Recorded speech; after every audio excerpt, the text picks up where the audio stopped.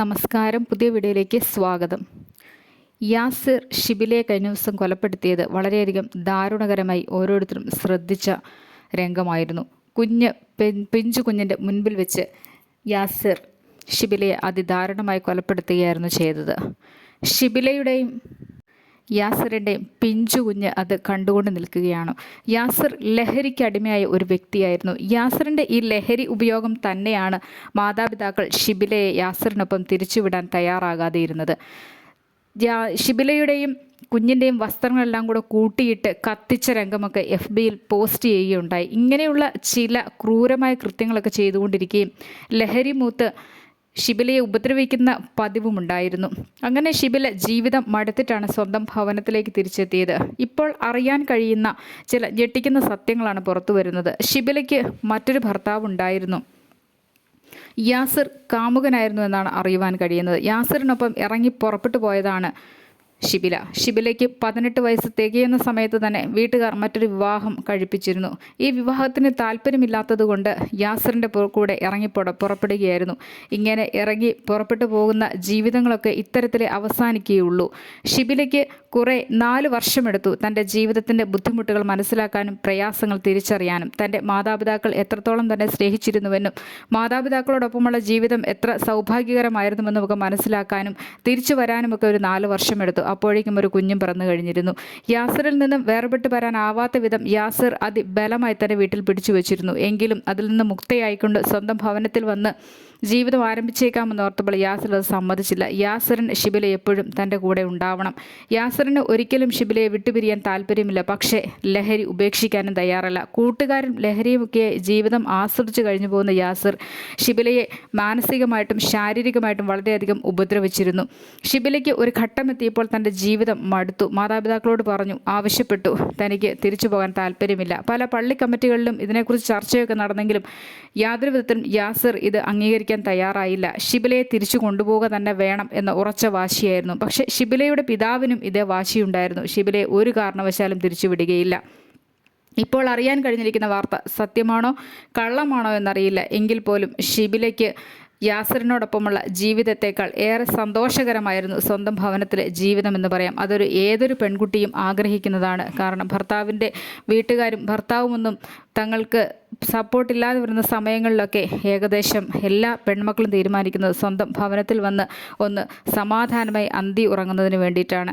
എന്നാൽ ഇത്തരത്തിലുള്ള ആരോപണങ്ങൾ നടക്കുന്നതിനിടയിൽ തന്നെ ഷിബിലയുടെ SSLC ബുക്ക് യാസിർ തിരിച്ചു കൊണ്ടുവന്ന് ഏൽപ്പിക്കാൻ തയ്യാറായി.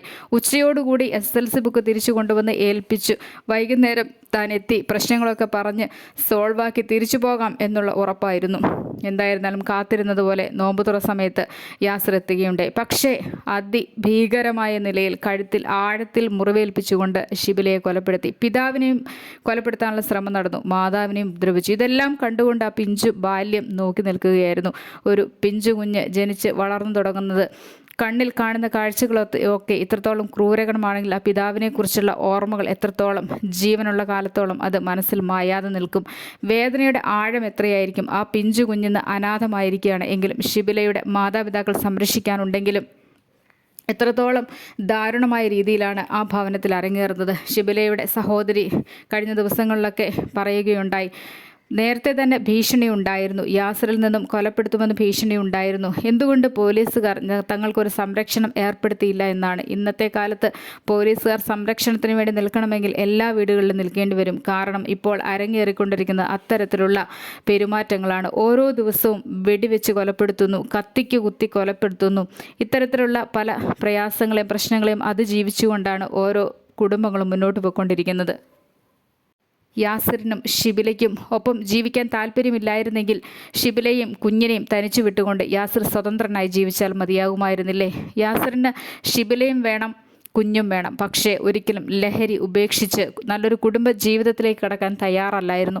ഇന്നത്തെ കാലത്തെ എല്ലാ ആണുങ്ങളിലും കണ്ടുവരുന്ന ഏറ്റവും ദോഷകരമായിട്ടുള്ള പ്രവണതയാണത്. തനിക്ക് നോക്കാനും കഴിയില്ല, എന്നാൽ തനിക്ക് കിട്ടാത്തത് മറ്റൊരാൾക്ക് കിട്ടുകയും ചെയ്യരുത്. സമാധാനമായാലും സന്തോഷമായാലും ജീവിതമായാലും എല്ലാം ഇവിടെ ജീവിച്ച് തുടങ്ങുക മാത്രം ചെയ്തിട്ടുള്ള ആ പിഞ്ചു കുഞ്ഞാണ് അനാഥമായത്. പിഞ്ചു കുഞ്ഞിൻ്റെ മുൻപിൽ വെച്ച് കഴുത്തിൽ ആഴത്തിൽ മുറിവേൽപ്പിച്ചുകൊണ്ടാണ് യാസിർ ഷിബിലയെ കൊലപ്പെടുത്തിയത്. യാസിറിനും ഷിബിലയ്ക്കുമൊക്കെ ജീവിക്കാൻ താല്പര്യമില്ലായിരുന്നുവെങ്കിൽ എന്തുകൊണ്ട് ആ കുഞ്ഞിനെ ജനിപ്പിച്ചു എന്നാണ് ചിന്തിക്കേണ്ടിയിരിക്കുന്നത്. ഓരോ പ്രശ്നങ്ങളൊക്കെ കുടുംബങ്ങളിൽ അരങ്ങേറുന്ന സമയത്ത് ഇന്നത്തെ തലമുറ ചിന്തിക്കേണ്ടത് തങ്ങൾ ഒരു കുഞ്ഞിനെ ജനിപ്പിച്ച് നോക്കാൻ സാധിക്കുന്നില്ലെങ്കിൽ പിന്നെ എന്തിനു ജനിപ്പിക്കണമെന്നാണ്. ഒരു അല്പനേരത്തെ സന്തോഷത്തിന് വേണ്ടിയിട്ട് മാതാപിതാക്കൾ ചെയ്തു കൂട്ടുന്നതിൻ്റെ തിക്തഫലം ആ കുഞ്ഞു ബാല്യങ്ങൾ എത്ര കാലം അനുഭവിച്ചാലാണ്. യാസിർ ജയിലിലേക്ക് മാറ്റപ്പെടും. ഷിബില ഈ ലോകത്തിൽ നിന്നും പോയി. ആകെ വയസ്സ് 21 വയസ്സ് മാത്രം. ഈ എട്ടും പൊട്ടും തിരിയാത്ത ഈ പ്രായത്തിൽ തന്നെ ഒരു കുഞ്ഞുമൊത്തൊക്കെ കുടുംബജീവിതം എങ്ങനെ സക്സസ്ഫുള്ളായി മുന്നോട്ട് പോകും? എന്തിന് വിവാഹം കഴിച്ചു?